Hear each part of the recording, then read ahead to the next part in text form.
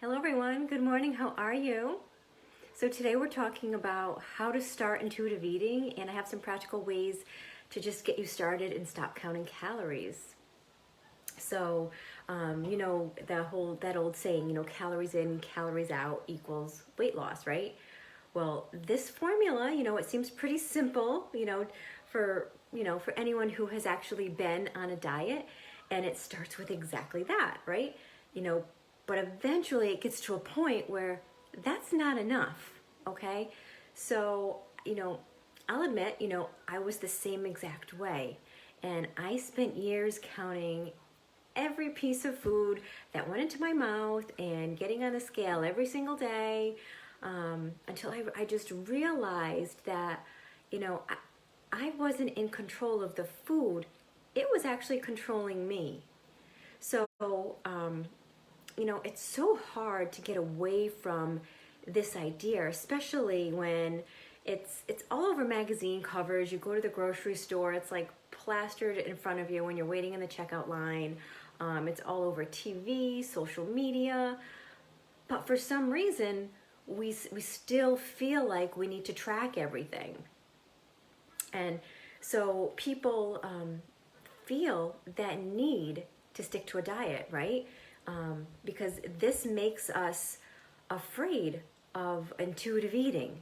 The diet industry makes us afraid of it, scared of it. If you aren't tracking something, then how can you know if you're making progress, right? So this makes it so hard to actually stick to a diet and to have, or people actually feel the need to stick to a diet and have those cheat days that come along. So let me tell you more about like what intuitive eating actually is. So if you think about it, it's really as simple as it sounds. Good morning, Joanne. How are you? So think of the word intuitive. Okay, we'll break it down. Intuitive is based on what one feels to be true, even without any conscious reasoning. And eating is consuming food, right? And then you put it together, intuitive eating is choosing to eat foods that feel best without a focus on the calories or even the macros, okay?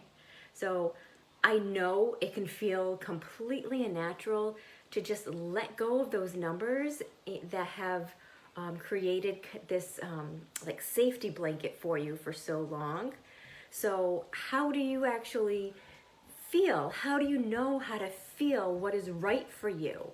Okay, so how do you know what foods are right for you? So for example, you could say something like, I feel like a cookie is a great choice, when I smell it and it makes me smile. Have you ever felt that way? When you notice something baking in the oven, you can just smell the smells from it, smell that beautiful aroma, and you're like, yes, that smells so good. I'm wondering if you have ever felt this way, because I used to spend way too much time worrying about food, and every little, I spent little time actually enjoying it.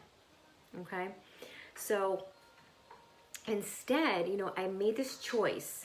Okay, it's all about choices, and you have that power, the power of choices within you. And I made that choice to eat when I was hungry, not because I had to fill a number. Okay, and that small switch actually helped me to start thinking of food in positive terms. Okay, so eventually the shift allows you to actually see how different foods make you feel. Okay, like, is food giving you, the food that you're eating, is it giving you lots of energy? Is it making you feel bloated? Or maybe hard to concentrate, kind of foggy? Are you feeling alive and vibrant and excited? Is it giving you clearer skin, brighter eyes? Or is it tending to give you some breakouts, some aches or pains? It's amazing what food will actually do to our bodies, not just on the inside, but on the outside. So feeling doesn't always mean our emotions, okay? So food can make us feel different in so many ways, both mentally and physically, okay? So I want to move on to how you can actually put intuitive eating into practice, okay? Because that's what it's all about, right? So these tips that I have for you are going to help you to start intuitive eating. If you're somebody who's been thinking about it, you're on the fence about it, you're thinking, yeah, maybe, you know, this is something I would like to turn to and like to start. And you can do this without feeling like you've let yourself slide into like eating nothing but donuts and pizza, okay? So, because, well, first of all, because that's like this big fear when we take away that control of these calories, all right? So number one is you need to allow yourself to actually feel hungry. There's a lot of people that don't even know what hunger feels like. I work with people who don't know what their own hunger feels like. So you need to get to a point first, that's where you need to start, to allow your body to actually feel that hunger and think about it. Like, what signals does your body send you? I know sometimes my stomach will growl and I definitely feel low on energy. So that's my body saying, okay, time to refuel. Let's go, let's eat here. And I always feel it like kind of in my throat, back of my throat. That's when I know I'm truly, truly hungry. Some people might get a headache. All these different ways to feel hunger. And so recognize those within your body. Listen to what your body is telling you, okay? So, so maybe say, for example, you have some event to go to, okay? And you weren't quite sure, like when we go to these events, we're not quite sure what kind of food's gonna be available there. So maybe you get there and you're not even hungry, okay? But you begin grabbing things from your cabinet to take with you because you're like, oh, well maybe I better just eat a little bit because if I get there and there isn't anything that I can eat or anything that will fit my calories or my points or my macros, or you start putting stuff in your purse, you know, because you're like, okay, what if I get there and it's not on my plan? So, you know, it's a very easy trap to fall into when we have a world that's designed around this good food versus bad food, right? And that is, personally, it's not a fun way to live. Why would you want to go to an event where you have to worry about what kind of food is going to be there?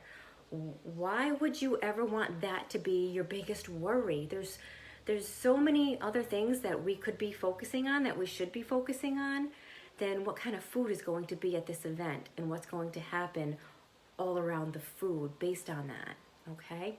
So the thing with that is, you know, now, like, say now you're not even hungry, but you started thinking about food and you're stressed out about something that may or may not even be an issue because you make it to the party or the function or wherever you're going and see some nice fresh fruits and vegetables and lots of great things that you can eat. And you shouldn't have been stressing out about it to begin with, okay? And if you are hungry, then you need to eat. You need to not worry about suppressing that hunger because you're worried about what kind of foods are going to be there and you're afraid what's going to happen when you get hungry and you see all these foods, okay? So you get there, okay, so you're not even hungry, but you started thinking about the food and you're so stressed out, okay, about this issue. So what do you do instead? You embrace that hunger. You embrace it, all right? Once you actually get back to the point where you allow yourself to feel that stomach growling, then you're able to start recognizing what foods actually sound good, okay? Because you want to eat foods that sound good. There's that satisfaction factor. And if you're not satisfied after you eat something, you're going to continue to look and search for something else. That's part of intuitive eating, okay? A lot of times we've been conditioned to follow these patterns, like, oh, I must eat this, or I must eat this often, and it makes us anxious. And then we have to force ourselves to actually eat because we think that we should, right? It's time for lunch, or it's after my workout, I have to have my protein, whether you're hungry or not. Sometimes we're putting food in our bellies. So we need to begin to better listen to these hunger signals that our body's sending to us. So we tend to eat better at an actual meal rather than with a snack. So if you skip the snack because that time in between will actually give you that chance to recognize your hunger. So if you're eating so often that you're not allowing your body to recognize the hunger, try to skip the snacks so that you can understand what true hunger really feels like within your body.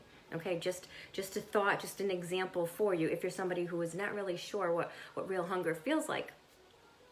Also, if you haven't had enough nutrients throughout the day, that can cause you to feel hungry too. Okay, so even when we're getting enough calories, a balanced meal might be what you need. Okay, that's why I always talk about balance. All your meals and snacks need to be balanced, because when your meals and snacks are balanced, you're balanced. Okay, your blood sugar's balanced. You're not getting that up and down spike. You're not riding that sugar roller coaster. You're staying nice and even keel, and you're not getting those cravings as often. Okay. So another thing that's really important to do when we're eating is to actually sit down. Something really simple, but we need to sit down. And, or we often snack on the go when we're driving in the car. A lot of times, I'm totally guilty of this as far as multitasking and eating. When I'm standing up, I'm in the kitchen, I'm preparing the kids' meals, and I'm eating while I'm doing that. And I used to do that quite a bit, and I finally told myself, all right, enough's enough. You need to sit down and actually be more mindful and slow down and enjoy your meal. So I have gotten much better at that, I would say. So, but yes, sitting down, also by sitting down, it's a signal to your body that you're actually ready for a meal. And if that doesn't sound, good, you might not actually be hungry. If you sit down and you're just like, yeah, I don't know, I'm really not that hungry just yet. Okay, that's your body telling you that, and that's okay. But you need to honor that and listen to that. Okay, so as you're eating, continue to check in with yourself. Before, during, and after. Okay, ask yourself, how much more do I need to eat so that I feel energized for the next 3 or 4 hours or so, because you want to fill yourself up and feel full and good and satisfied and satiated, but not overly stuffed and go the other direction and make yourself feel tired and kind of like in a slump. Okay, you want to feel energized again, and you've just refueled, you gassed up, like you went and put gas in your car, and now it's ready to run again. And that's how you want to feel after you eat. Okay, so eating to that satisfaction, like on the hunger and fullness scale that I teach my clients. You want to get to like a number 6 or 7 or so on our 1 to 10 scale, because if you get to a 10, that's where you're like overboard, too stuffed. You really need to unbutton your pants. You can't even breathe at that point. You don't want to get there. That's no fun. No, it's not a good feeling.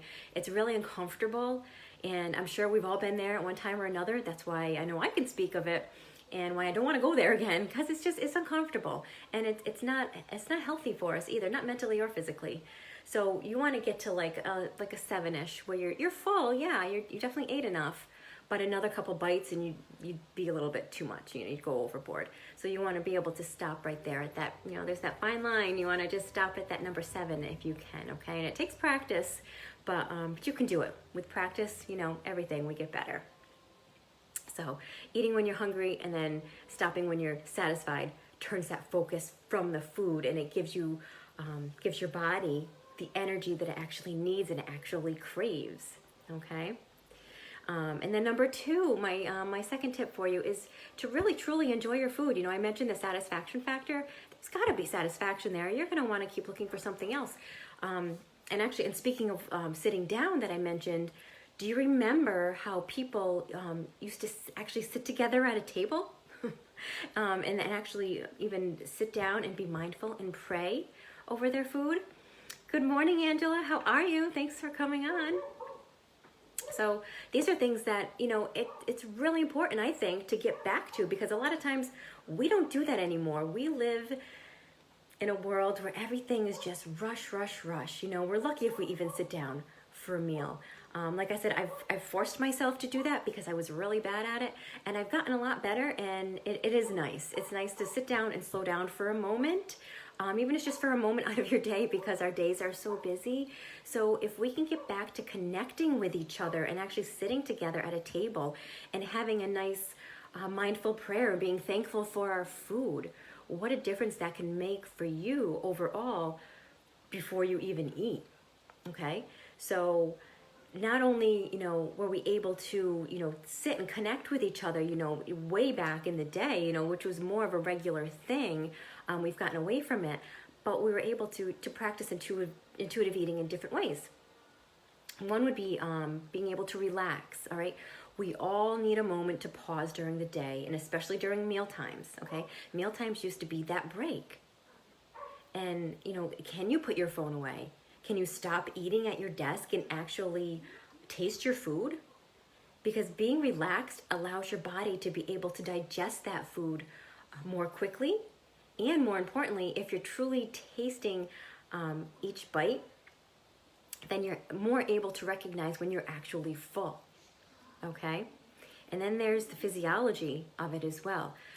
Got to bring science into this, because according to this book, E Squared, praying or blessing your food can actually change the physiology about the food and your mindset about the food, okay?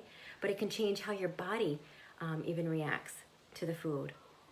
So it's, so important to slow down and, say grace, or however you say it, whatever your thing is.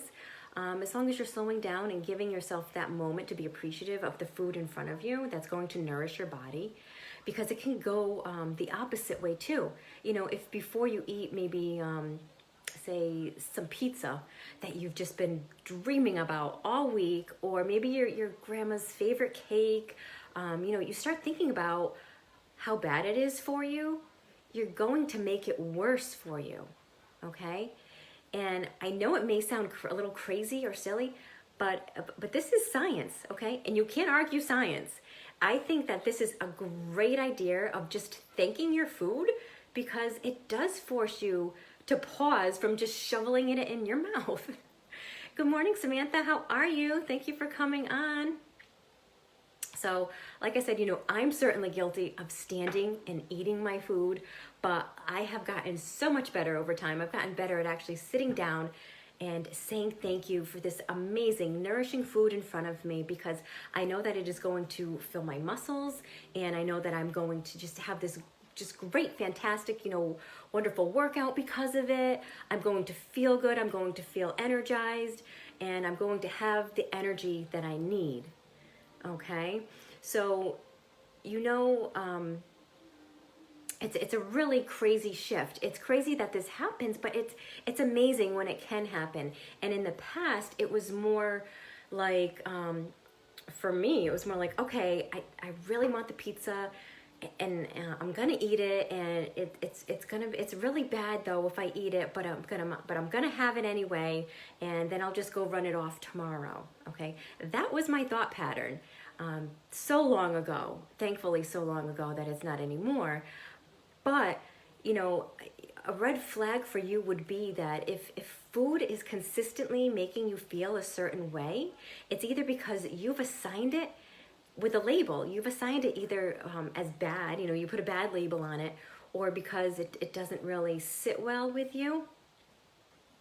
Like really, how much time do you spend not actually enjoying your food that you've been thinking about all day, because you're putting this mental energy into it, like, oh, I should have it, or I shouldn't have it, or it's not really the right time to eat right now. All of this is it's messing with your brain. It's messing with you mentally. So what can we do about this? All right. Well, we have these receptors in our brain. We have these sugar receptors, actually. And I'm sorry, no, they're not in our brain. They're in our mouth. We have receptors in our brain, but our sugar receptors are actually in our mouth, okay? And that's where our food begins to be digested, okay? Digestion does not start in your stomach. It starts in your mouth, all right? So enjoying our food is going to help us in just so many ways, a lot of ways that we don't realize. So you want to sit down, thank yourself for your food and for what it's going to do for you, for the good that it's going to do for your body. then chew that food and taste it and set your fork down, okay? And slow down. And it's just a matter of being able to do these things on a regular basis, and then you will notice a difference, okay? And number 3, my third tip for you is you got to eat your fruits and veggies. We got to get them in. And, it might sound so simple, but instead of worrying about your actual calories, we're looking for foods that make us feel strong and alive and healthy. And what better than fruits and veggies? They have like all these vitamins and minerals and nutrients and fiber that our body needs. Sorry, my dog is ringing her doorbell. Let me unplug it so she doesn't keep ringing it in our ear. She wants to come in right now. She's gonna have to wait a few minutes. So anyway, our fruits and veggies, yes, getting those in, giving our body all the vitamins and minerals and nutrients it needs. That way you're fueling your body and filling it up throughout the day with all that your body craves, and it's so nourishing to your body. So then you're less likely later on in the day to actually have your body be still searching for something, because you're already giving it what it needs, okay? So good morning, Christine. How are you? Thanks for coming on. So, they say it's recommended that we get like 7 to 9 servings a day, which is going to ensure that you get, really, like I said, all those nutrients that you need so that your body's not continuing to search later on. Because if we wait all day to give ourselves what we need, then at the end of the day, your body's going to be like, all right, I'm still lacking something. I still need something. It still has that like search mode on, like the searchlights are on. Where's something else? Where's the food that I need? Where's my vitamins and my minerals and my nutrients? And you go home later at night and you open the fridge or you open the cupboard and you're just like, I want something. I need something. I'm not sure what, but I need something. Well, if we give ourselves what it needs earlier on in the day, we can eliminate that later on at night, or at least the severity of it, okay? So yes, get those fruits and veggies in, and vegetables can really help us as we move away from calorie counting, because that volume and the fiber, help to increase that fullness and to keep things, moving along regularly for us, in our digestive tract. So you can just sneak some veggies in, even into your breakfast. You can start your day by sneaking some in. Have some either raw veggies or cook them in with an omelet, something like that. Or even in a nice smoothie protein shake. Get some spinach or kale thrown in there. Blend it all up. You don't even notice it. It goes down and it tastes so good, and you're nourishing your body and giving it what it really needs to even just start off your day. Start your day right, okay? So my dog wants to come in if you can hear her, so sorry about that. She's gonna have to wait a few minutes. So, but anyway, that sets you up to add them in throughout the day, okay? And you can cut up some veggies maybe over the weekend, or when you feel like you do have a little bit of free time, and you can have them just ready to grab and go throughout the week. And one other thought, there's a reason why counting calories may not be working for you. There was a moment when I realized the numbers might be working against me. Like when I used to count my macros, if it was later in the evening and my food log showed that I still had calories or macros left, so it didn't matter if I was hungry or not, and I'd proceed to eat until those numbers were filled, okay? And I could feel okay, I felt good about staying within my numbers, but my body wasn't benefiting. And I was kind of confused because I'm thinking, okay, why would I eat when my body didn't want food? So needless to say, all that counting is behind me now. And I'm actually eating less now that I've let go of my concern of filling those numbers now, okay? So I eat when I'm hungry, and I stop when I'm satisfied and full, and I eat again when I feel hungry again, all right?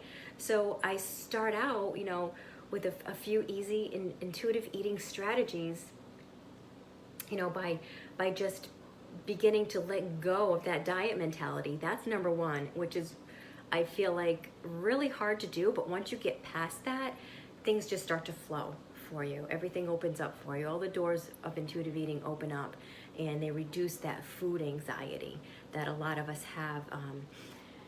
We get to focus on enjoying whatever we choose to eat, and think in advance about how you are going to get in, enough vegetables, and instead of thinking of foods as, categorizing them as like good and bad, and allowing yourself to actually feel that hunger and allow it. And it's okay. It's a good thing. It's your body's survival mechanism. All right. It was put there for a reason, because your body wants you to eat. It needs to eat to stay alive and to fuel and to have energy to get us through our day.